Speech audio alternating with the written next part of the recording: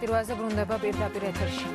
საქართველოს შეიარაღებული ძალების მეხუთე ქვეით ბრიგადას დაარსებიდან 9 წელი შეუსრულდა. საზეიმო ღონისძიება გურში შედგა, სადაც თავდაცვის მინისტრმა და შეიარაღებული ძალების გენერალური შტაბის ხელმძღვანელმა ბრიგადის შემადგენლობას იუბილე მიულოცეს. იზორიამ სტრატეგიული მიმოხილვის დოკუმენტზე ისაუბრა და აღნიშნა, რომ გაწერილი მიმართულებები საქართველოს ნატოს სტანდარტებთან მიახლოებას გულისხმობს.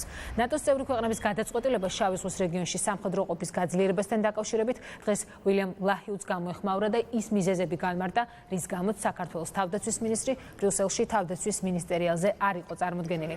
ნატოს მეკავშირე ოფიცერი საქართველოში აღნიშნავს, რომ საქართველო ალიანსთან ურთიერთობის მნიშვნელოვანი კომპონენტია.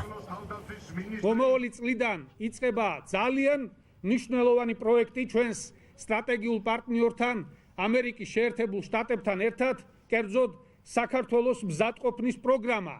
და ერთ-ერთი მთავარი კომპონენტი გახლავთ ის, რომ ჩვენს პარტნიორებთან ერთად ვიყოთ მუდმივ წვრთნებსა და მუდმივი მომზადების რეჟიმში.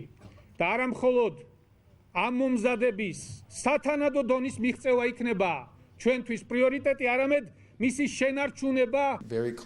თავდაცვის მინისტერიალი წევრ ქვეყნებზე იყო ფოკუსირებული. პარტნიორი ქვეყნები დისკუსიებში უშუალოდ არ იყვნენ ჩართული და შესაბამისად მინისტერიალზეც არ იყვნენ მიწვეული.